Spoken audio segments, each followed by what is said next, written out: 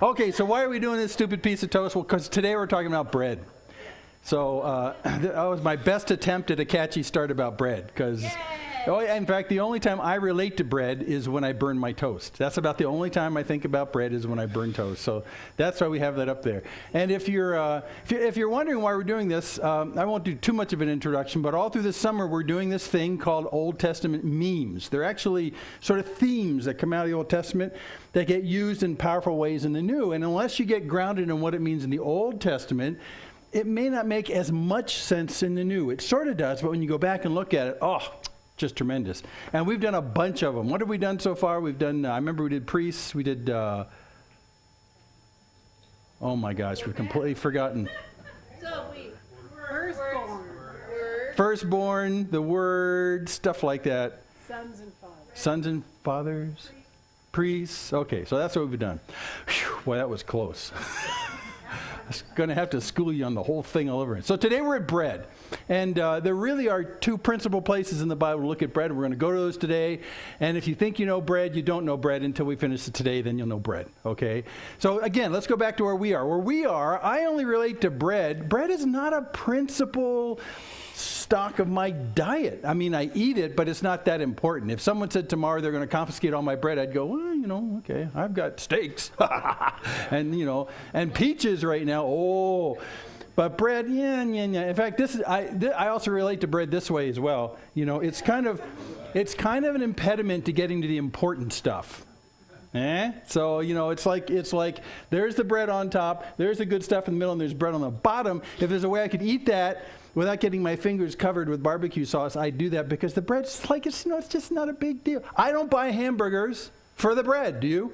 No. See, so that's what I mean. So bread's been relegated in our culture to kind of a side thing. So when you get to bread in the Old and New Testament, it doesn't make too much sense. Or how about this example?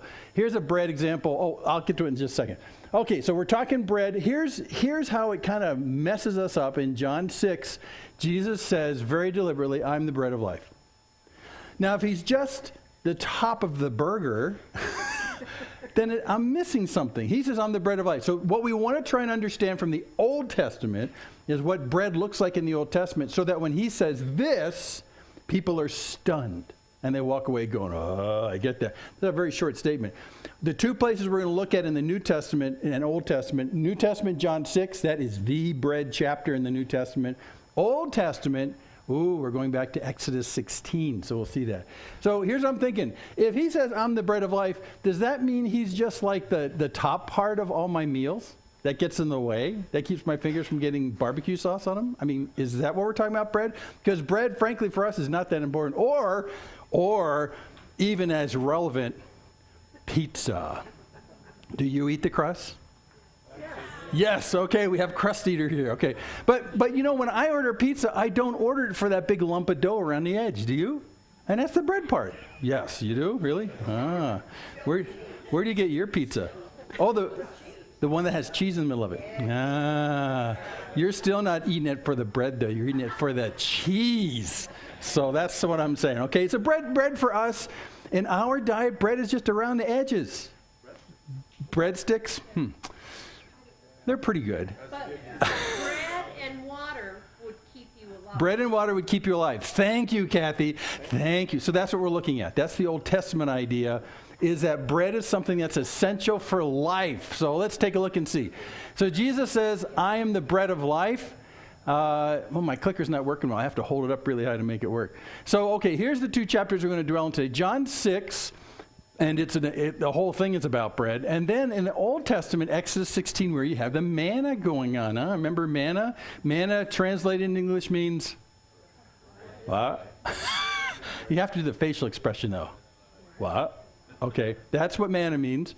So are we okay, Glenn? Have you got triple A's? No, that's okay. We'll be okay.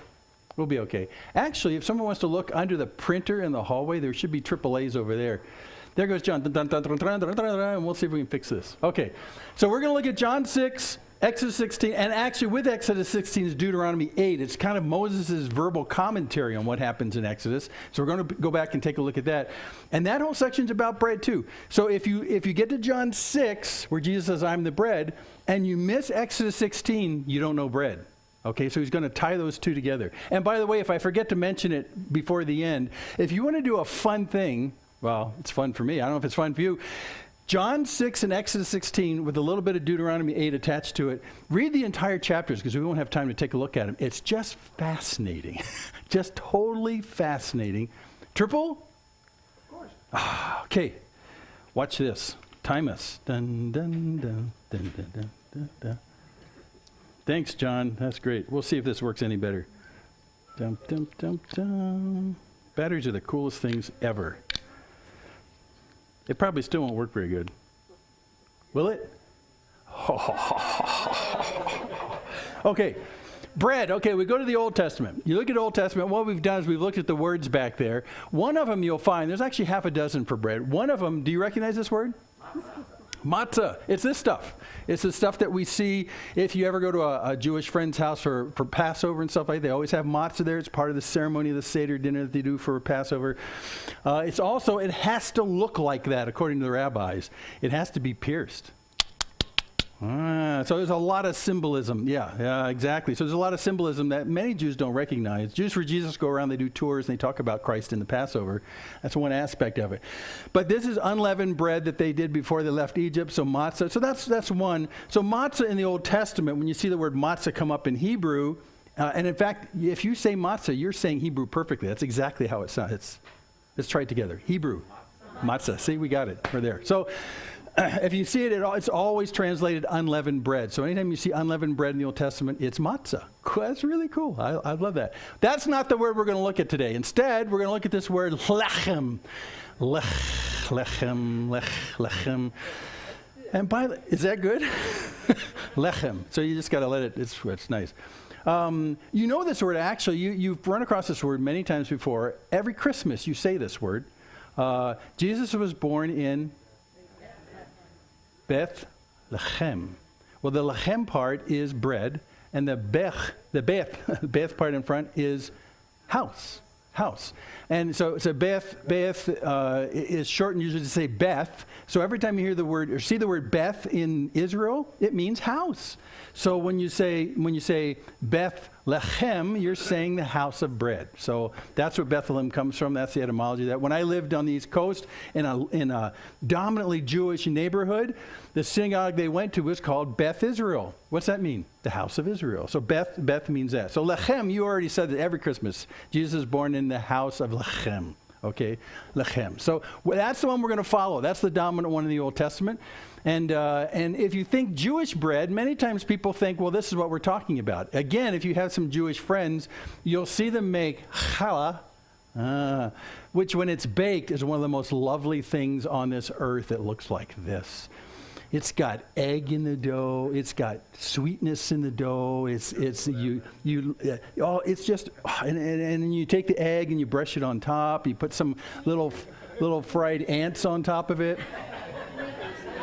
Oh, those are poppy seeds. So, no, it's great stuff. That's not what we're going to look at. That's not the lechem we're talking about in the Old Testament. But if you talk to a Jew today, lechem for them would be, the risen bread would be this. It would be challah. That's normally used on Sabbath for most Jews. So that's not what we're going to look at, although I love to look at that picture. And if our Laura, who just shipped out and went to the East Coast, is going to go into Marine Officer OCS, she baked several times while she was here the last 6 months. She baked challah for us and brought it in for some of the potlucks.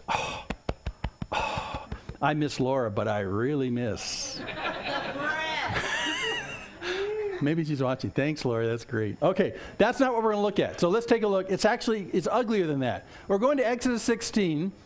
And the people of Israel said to them, Moses and Aaron. Okay, wait. Before I tell you what they said to them, we need to get some context where we are in Exodus 16. What happened right before this?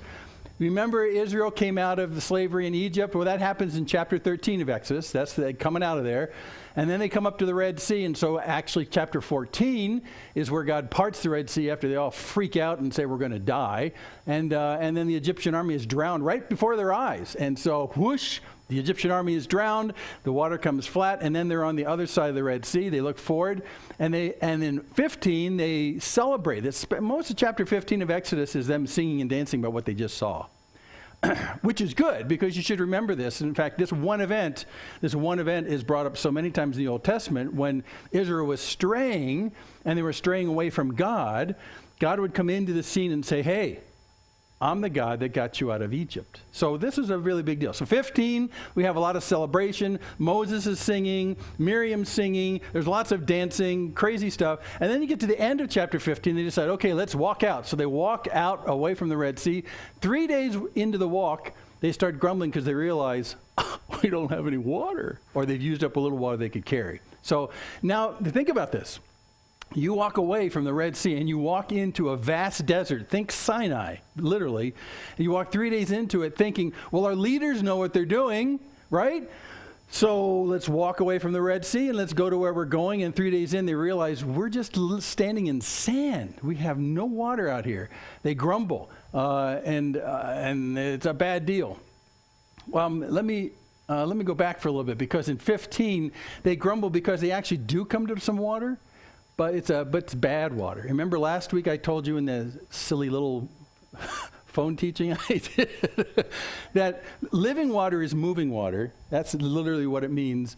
And if you come to a pool of stagnant water, it's often dangerous to drink out of. Well, they came to one of those as they left, as they went 3 days, and they said, oh, water! And they found out, they sniffed it, and there's like a dead horse, or I don't know what's in it. There's bad stuff in it. That's what they do in Westerns. And they realize it's bad water. And it's that point they say, Moses, Aaron, you guys have led us into the desert, and you've led us to a source of water that's going to kill us.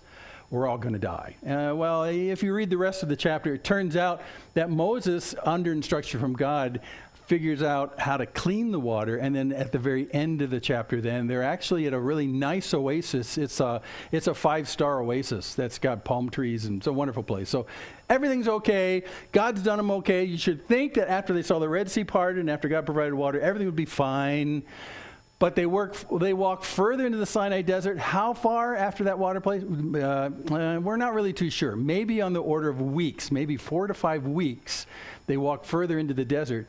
And then they realize that not only is water a problem in the desert, but so is food. And that's what brings us to 16. So here's the people of Israel said to them, because Moses and Aaron are leading, would that we had died by the hand of the Lord in the land of Egypt, when we sat by the meat pots and we ate bread to the full. For you have brought us out into this wilderness to kill this whole assembly with hunger. Now, they'd just gotten past the water thing, but now they're going to die of hunger. And that's what 16 is all about. 16 is all about this conflict that comes up because they say, what are we going to eat? What are we going to eat? Now, manna has not shown up on the scene yet. So what they've been doing since they left Egypt is they've been eating matzah, because that was the unleavened bread. And now they have finally eaten up everything they could carry. So now they realize maybe God will bring us water, and he did, faithfully. But now we're out of food. And now we're standing in the middle of the Sinai desert, and there's nothing to eat. So now what do we do? So they say basically right here, you should have just, if you were going to kill us, Moses, we'd rather have died in Egypt, or at least we had big pots of meat, and we could eat bread until we choked on it. That's where I'd rather. So you're going to bring us out here to die instead? We're going to die of hunger instead? So that's where we get in 16.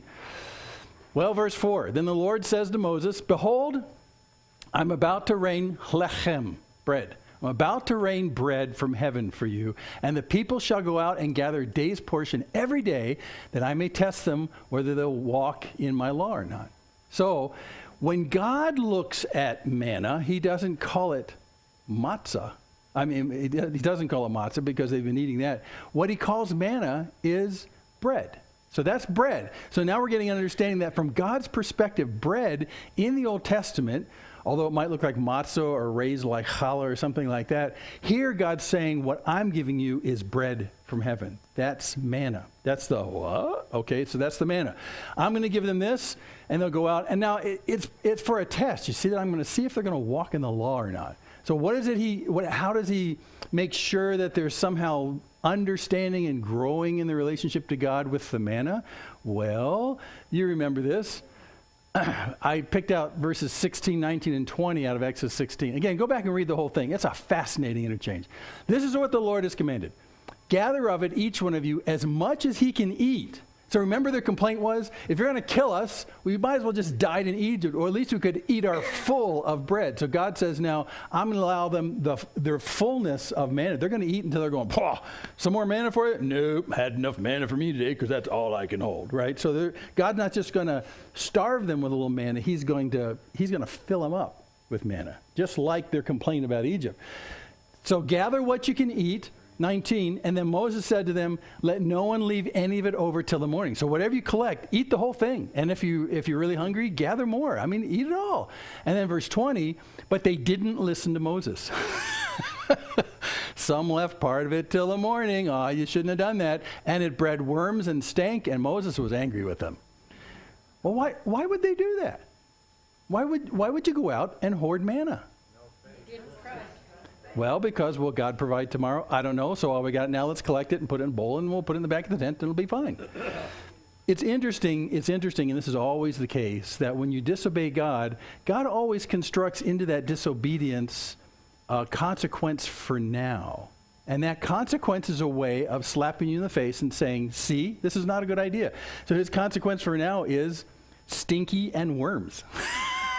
When you disobey God, instead of having nutrition, you have stinky and worms. And I think of this all the time when God tells me and us about what we should be doing. He's trying to save you. He's trying to save you the consequences of sin, which is stinky and full of worms. Even though it may promise in the front good stuff. So I always think of stinky and worms. I don't know what it smelled like. The amazing thing is, and we won't talk about this too much, during this whole manna episode, to commemorate the manna, God tells Moses to go take a bunch of the manna and stick it in a bowl and then stick it in the ark and keep it forever as a testimony of what he did.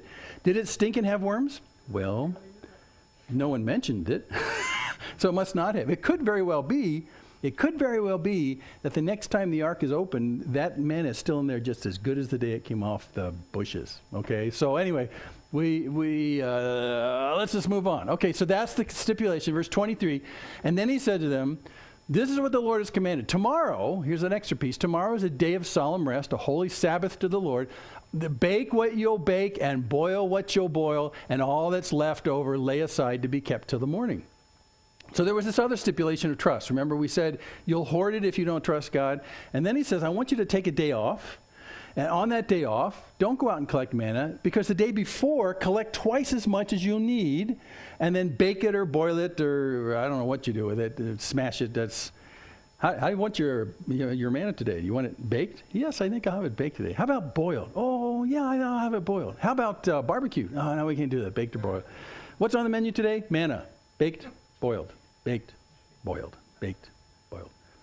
The good side is when it describes manna in there about what it tasted like, it looks pretty good to me. Coriander, honeyish, kind of sweet.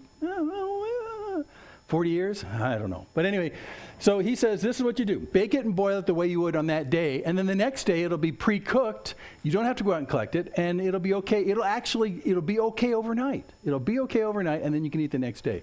Did they do that? Oh, man. They are just like us. So 6 days you shall gather, but on the seventh day, which is a Sabbath, there will be none. In fact, it just won't be outside when you come to collect it. It just won't be there. It'll be gone. Which brings you to the edge of trust again. Like, gosh, today I got up and I went outside, and every other day there was man outside, but today there was nothing. What if the day after that there's nothing, and the day after that there's nothing? So you see, the Sabbath in a real sense was instituted as a way to teach us how to trust God and rely on him, really. And as a result of the benefit is we get to rest, and you don't have to go out tilling the ground and picking manna off the bushes. It's a benefit to you to rest, but you really can't rest unless you trust. Because if you don't trust, during your rest time, all you'll be doing is worrying about whether you're going to die.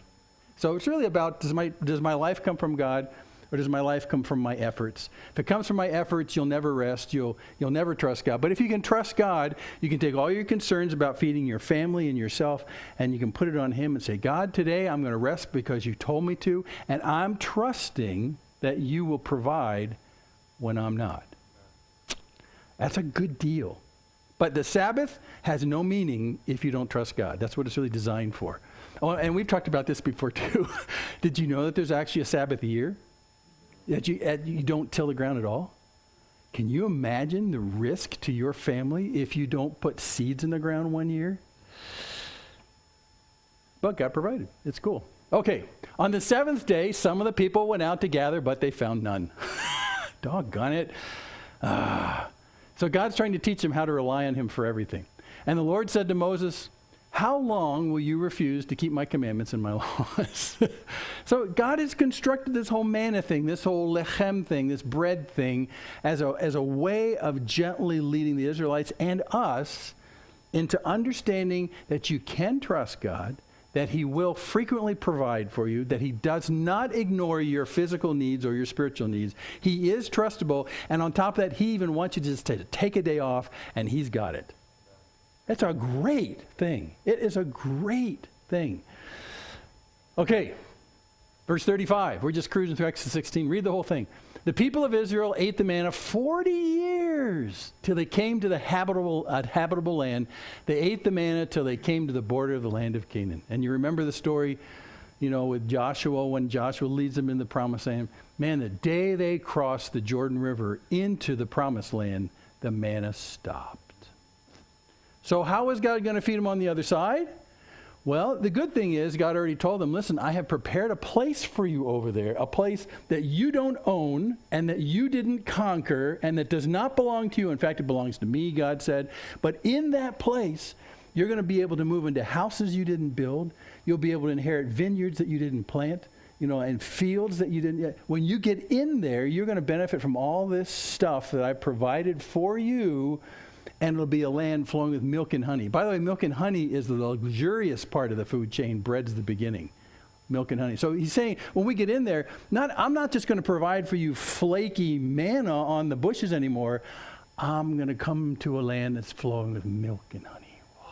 Luxurious nutrition, not just get-by nutrition.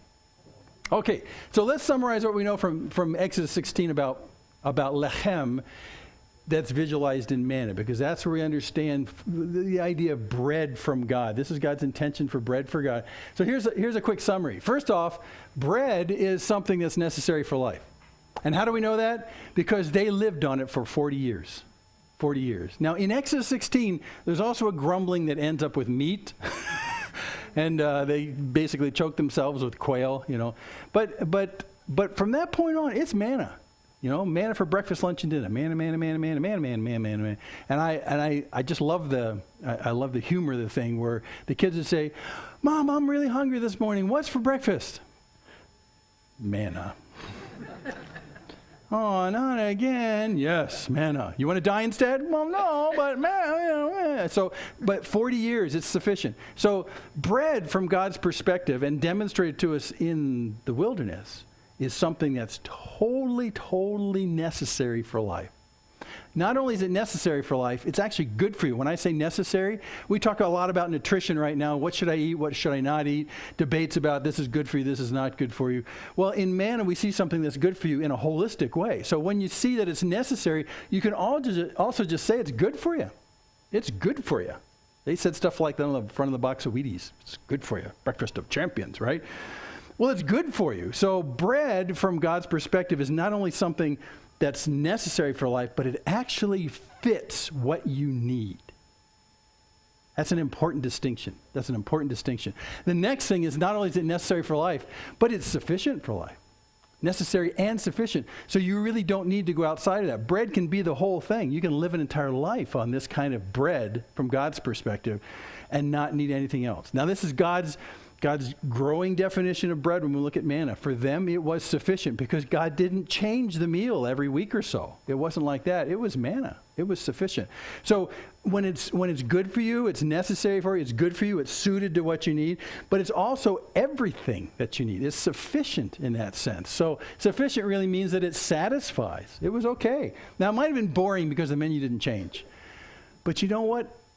God gave you enough to fill up your belly, and it was tasty and good. Think honey and coriander. And do you know about Nutella? I could live on Nutella. And, it's made out of nuts. Can it be that bad? So, yeah, I guess it could be that bad. but it's sweet and nutritious. That's my closest parallel to what manna is. You know, Nutella. It's not Nutella. What's the nuts in Nutella is hazelnuts. Yeah, hazelnuts and good stuff and chocolate. Oh, basic food groups coming out everywhere. So anyway, it was sufficient for life. So you really didn't need anything outside of it. Not only did it suit you, it was good for you, it was necessary, you know, your necessary food, but it was really all you needed. It kind of encapsulated the entire thing. Bread like that in the ancient world was also like that. You could eat bread, just bread, and do basically okay. You could get by. When they built the pyramids, when the Egyptians built the pyramids, well, they didn't build them. They told other people to build them. But did you know that they fed them with liquid bread? Beer.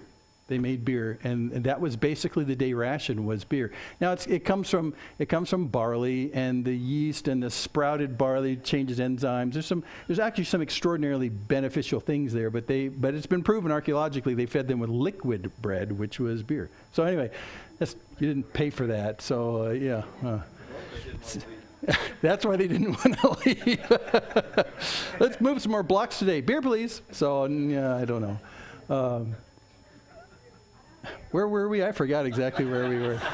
All it takes is beer to distract me. Yeah, okay. So anyway, it's necessary and sufficient for life. Other things you can notice about this, it's fresh. Do you notice he didn't say, I'll send you a big bucket load of it the first of every month, the first day of the month, and you can keep on that and you can kind of dole out. No, he says it's fresh every single day. We have that same metaphor with bread right now. Fresh bread or day-old bread. Fresh bread is a different beast altogether. And so built into the idea of bread in the ancient idea and today, to this very day, is the fact that it's something that's frequently made, and it's fresh because it's frequently made. It's new every morning. Catching that? So bread is something that's it's not a hoarded food. It's a made every day kind of food. It's a daily dependence. Are you cooking anything together here yet? So, okay, it's fresh every day, which means it's new every single day. Also, it's, in this case, it's free.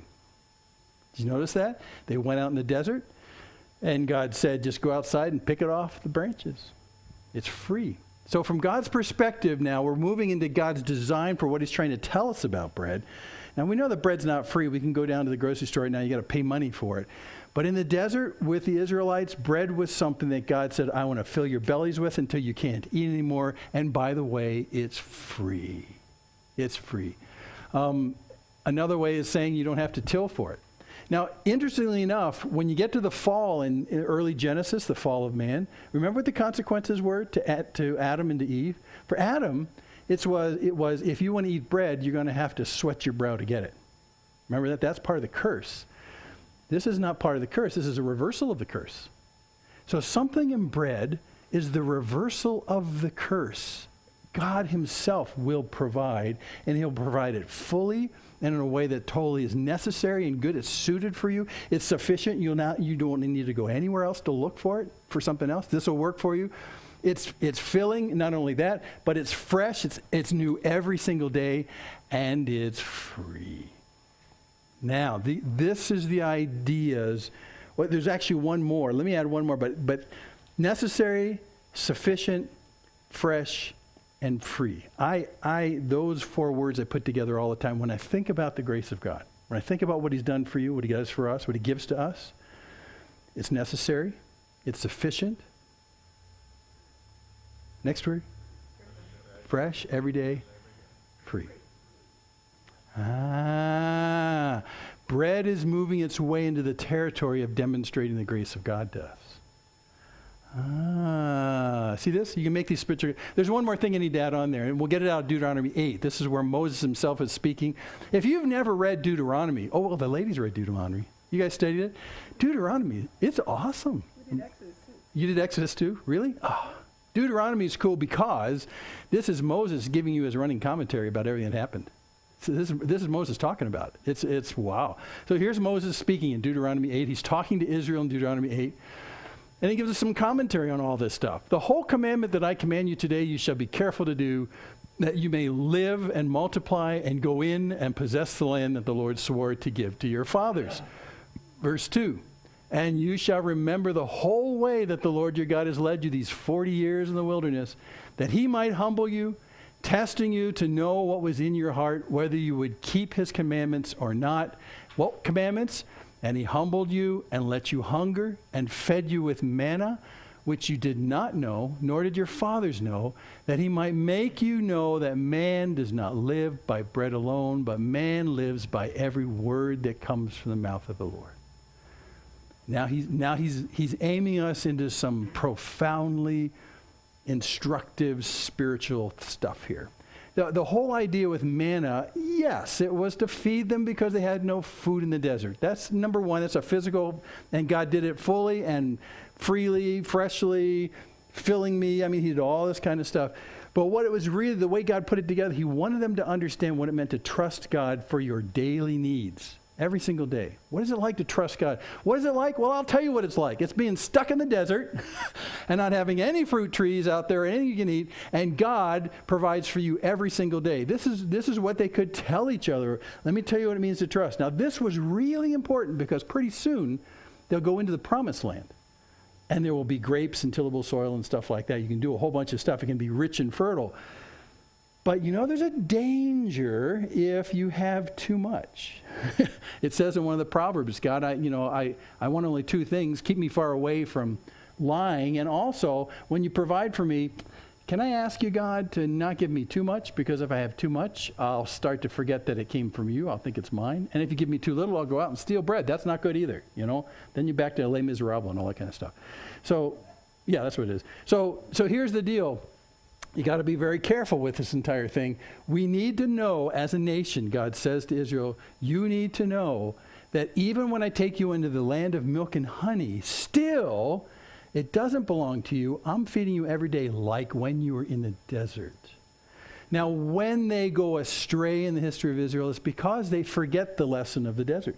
They forget that God's delighting in giving you all that you need to the full every single day. And they start to believe, actually, that the land of Israel belongs to them.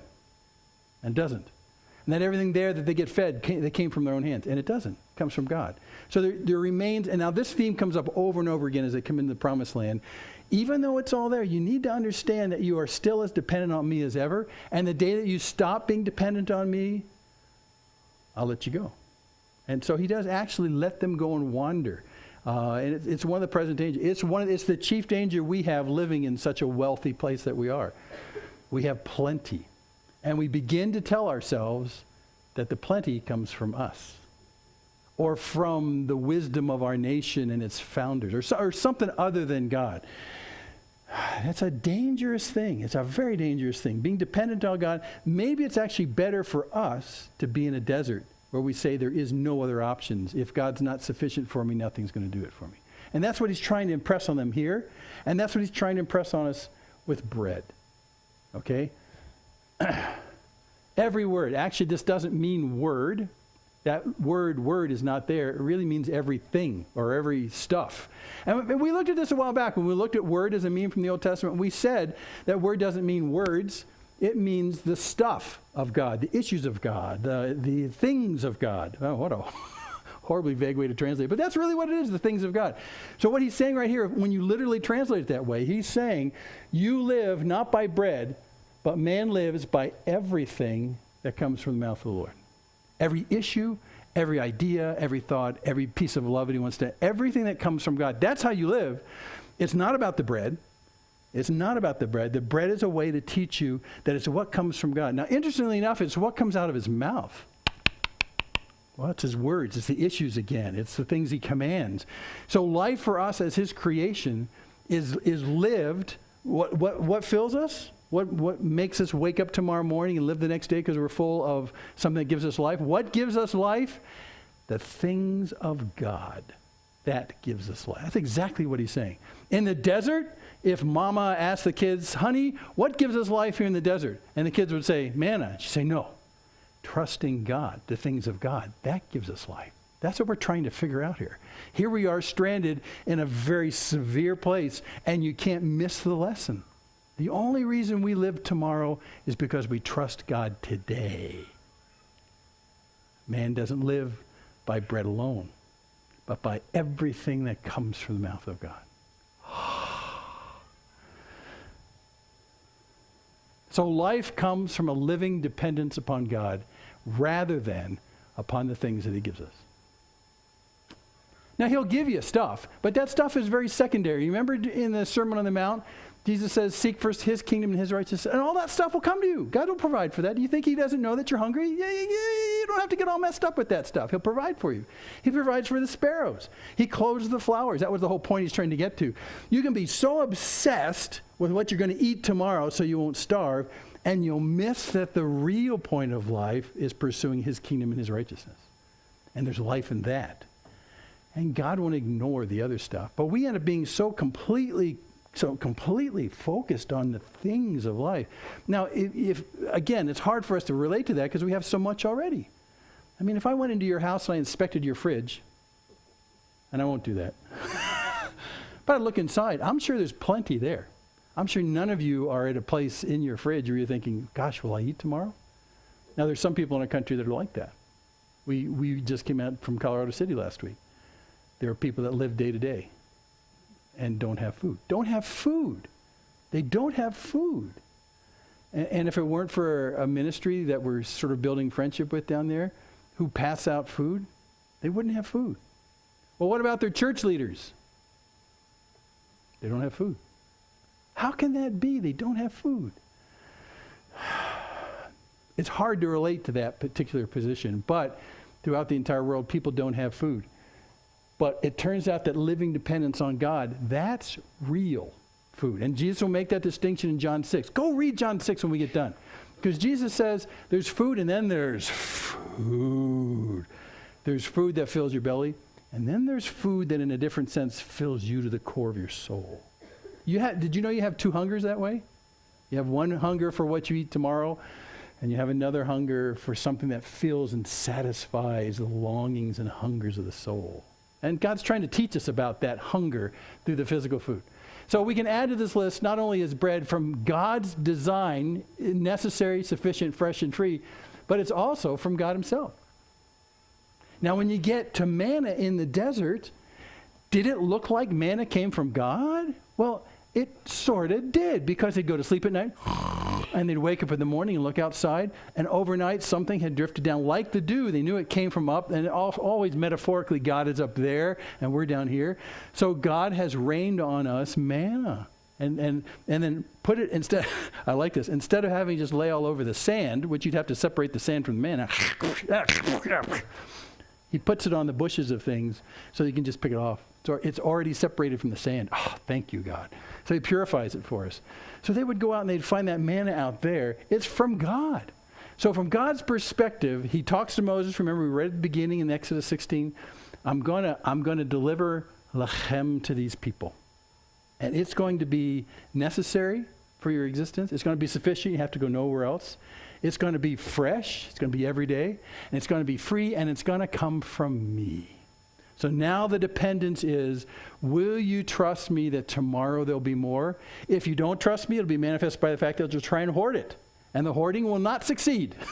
Like remember last week we talked about water? You hoard water into a cistern, and you'll find that when the desert, winds blow away all your other sources of water, and you say, well, it's a good thing I got a cistern. And then when everyone's dying from thirst, you go to your cistern where you stored and pulled up all this water that came from God, and you look in there and your cistern will be dry. Why? It's cracked. It can hold no water. So there's this whole idea that hoarding from God's perspective is not the lesson. Hoarding is not the lesson. Remember the guy in the New Testament Jesus talks about has barns, has all these extra stuff that he gets, lots of grain in one year. He says, well, I'll just shove it all in my barn. I'll be fat, rich, and happy. I'll just sit back and just enjoy life. Yeah, hoarding doesn't work because real life comes from a fresh and daily dependence on God. That's the whole lesson. And that's the lesson of bread. That's what he's talking about. And it comes from him. So let's go back to John as we close this up. I'm the bread of life. Let me do a couple more verses. Your fathers, he makes the connection. Your fathers ate the manna in the wilderness and they died. Because the bread was bad? No, they just died. That manna was meant for a physical life, and that physical life was sustained as long as they ate it, but it still wasn't spiritual bread. It still died, physical deaths. Good bread. They died. But this is the bread that comes down from heaven so that one may eat of it and not die. So there's a second kind of bread, which is this dependence on the loving kindness of God, that if you eat that bread, you won't die. And when he says this in verse 50, this is the bread. Since I have an overly dramatic mind, I always have them going like this. And this is the bread that you can eat and you'll never die. Now, if you think I'm overstating that, read John 6. Because at the end of John 6, so many people are freaked out by the message that you need to eat Jesus that they leave. They misunderstand totally. But when you read John 6, you see it in black and white. You see it in black and white. There's so much, and he goes to such a great extent to show how the manna in the desert is like Jesus himself. Remember the manna came from heaven? So did I. You know that what came out of heaven brought life? So am I. And he makes a connection over and read John 6. I just can't paraphrase it well enough for you. Read John 6. He makes a direct connection to manna. Manna in the desert, given freely from God, is meant to be a picture of the tremendous grace given to you so that you can have life in what God delivers on your behalf, his son. That's all wrapped up in bread? You mean it's not just the top of my burger? No. It's a necessary, sufficient, fresh, free from God nutrient for you. But in a soulish, in a spiritual level. Don't just leave it at the physical level. It's necessary. And in fact, if you say this of Jesus, Jesus is necessary for life. He's sufficient for life. He's fresh. He's new every day. He's free, and he's from God. So when Jesus says, I'm the bread of life, what he's saying is that I'm everything that you need for life. Everything you need for life. That's bread. That's bread. So we'll close with this. So what's your bread? Trusting God. Trusting God. But you know what? Again, there are a lot of things that we incorporate into our life that we think are absolutely necessary for life. Top of my list is coffee. I'm being a little fruity here, but I mean, there's a lot of things, and I'm meaning this seriously. What do you daily depend upon for life, to give you life? That if you lost it, you'd say, I've lost life itself. There's something about life that's gone away because I've lost this. Now, if that depends on that thing, now, don't get me wrong, you can enjoy a lot of things. I mentioned coffee, but that's not what I'm talking about here. There's a lot of things that we enjoy, but what I'm saying is, what do you get life out of?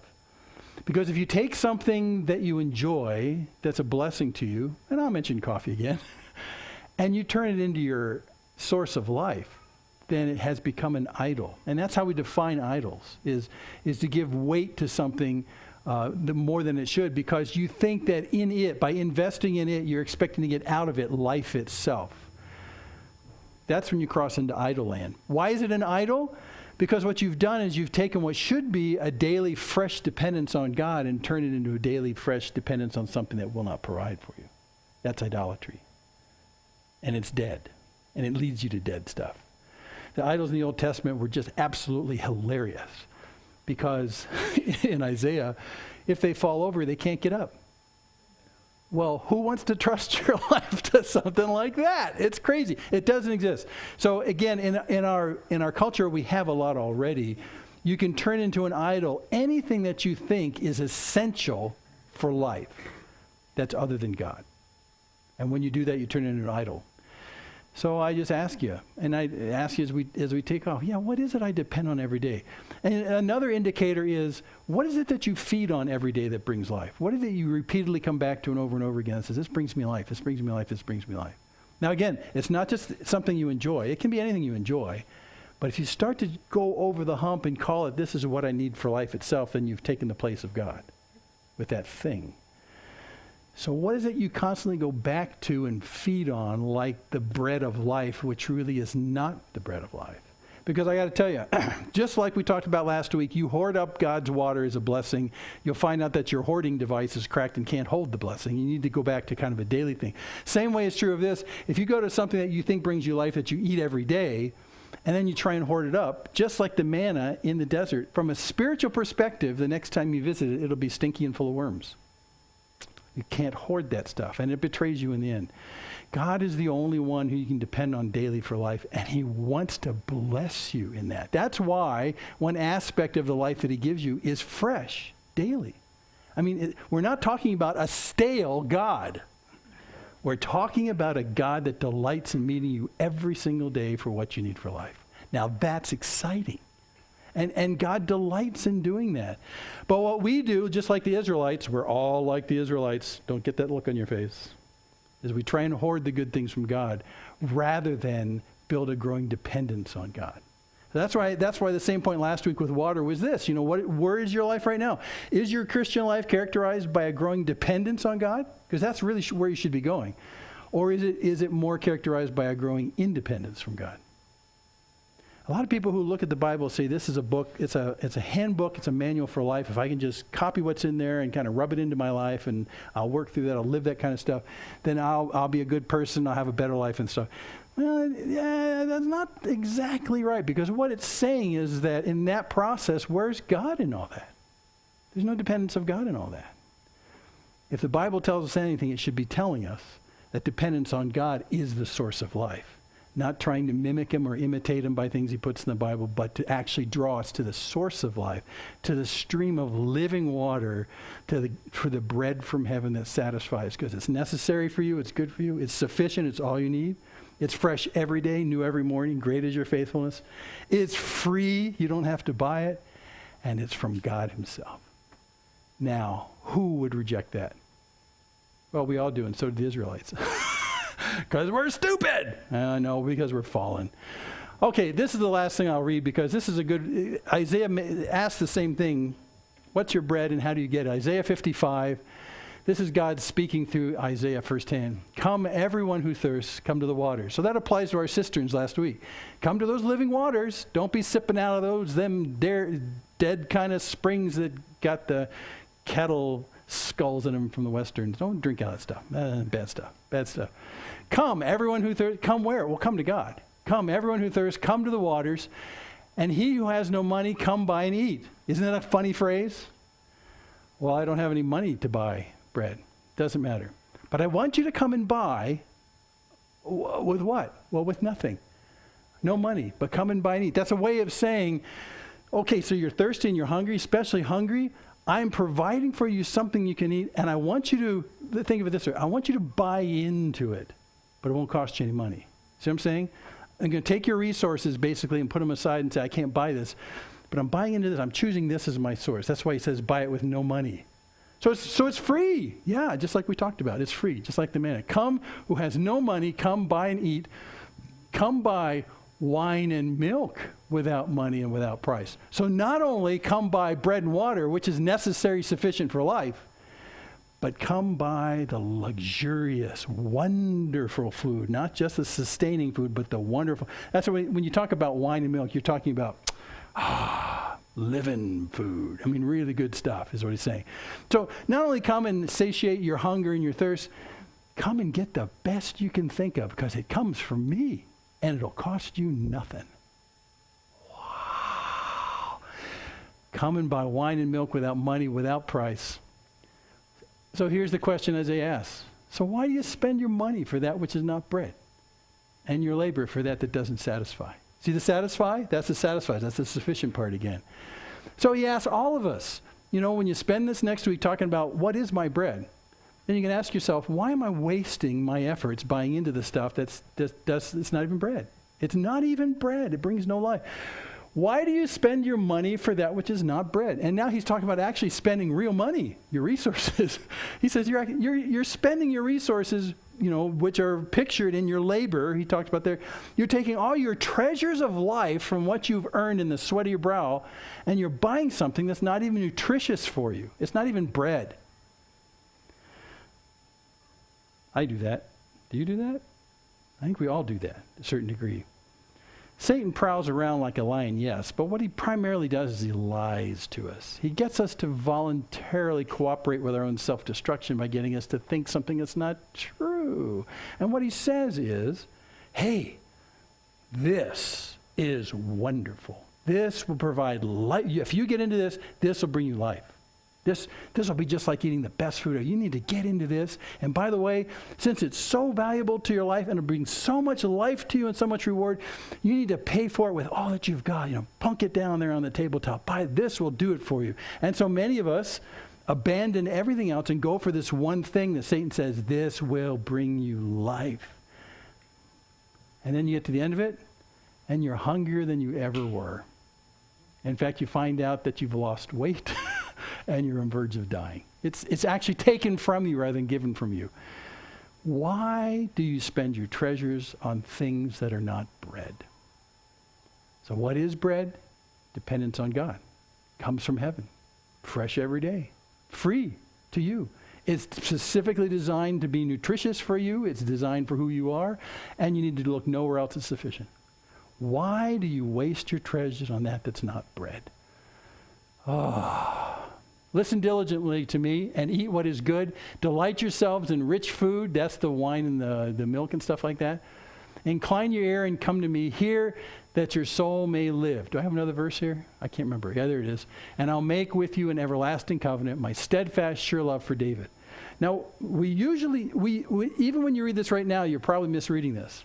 You're probably thinking what he's saying is, listen diligent to me and I'll give you nutrition information that'll steer you to the food that's good and then delight yourself in that. It's like, listen to me, don't eat Twinkies for the rest of your life. Eat something else, right? That's not what he's saying exactly. I mean, look at this. Do you see what he does in the next verse? Incline your ear, come to me, your soul may live.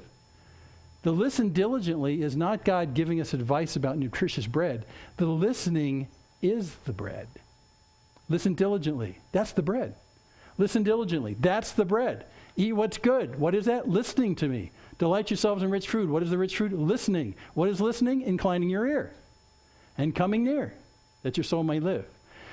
And I'll make with you an everlasting covenant. That's a promise, just a promise. My steadfast, sure love, we know that word, chesed, my steadfast, sure love for David. So what he's saying is that listen to me. I'm not going to give you nutrition information. The listening itself is the food. Draw near to me. That's the food. That's what will supply your needs and the deepest hungers of your soul. That's how he's saying that. Well, I've always heard that for years as being, listen to me and I'll tell you that Twinkies are bad and, white bread is semi-bad, but challah is great, okay? That's not what he's saying. The listening is the food. Man shall not live by bread alone, but by everything that proceeds from the mouth of God. Is it anything linking yet here? It's something about the dependence on God and the dwelling in his presence and trusting in him and going to him for all that's life. And the bread will take care of itself, but this is bread. The nearness of God. That's life. And that's what he's saying right here. Incline your ear. Come to me. Hear that your soul may live. And I'll make with you an everlasting covenant. What's he saying?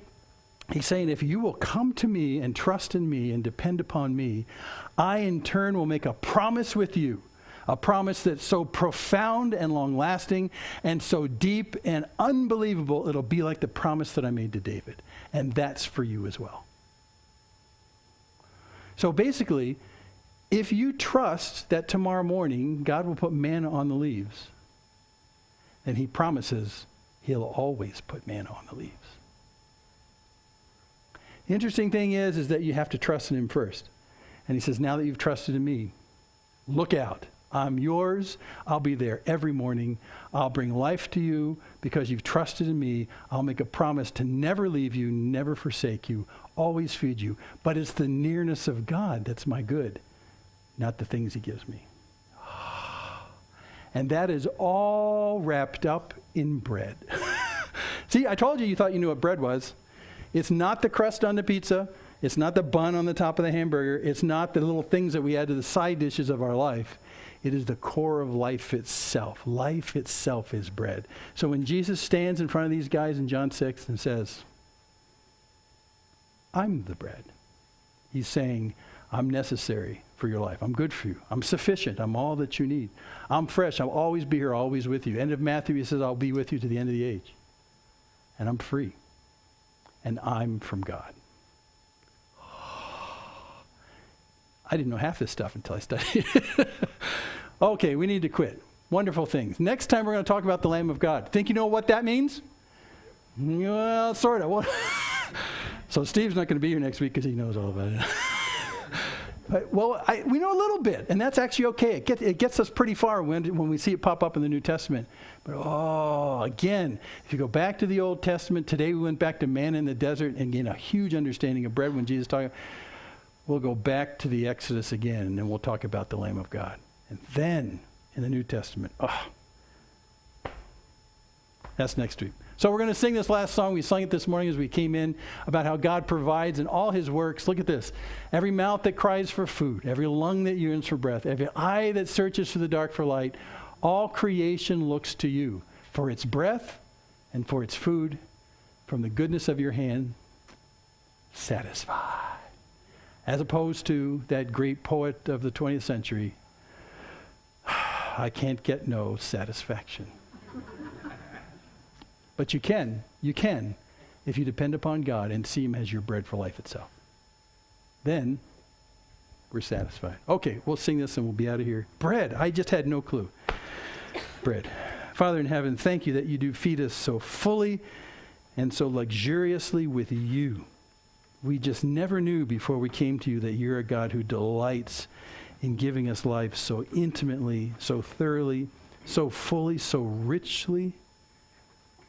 And Lord, the more we walk with you, the more we come to understand that your intentions for us isn't just to start us on this path, but to walk alongside us in this path, to be near to us. And so the words of that psalmist keep ringing in my head that the nearness of God is my good.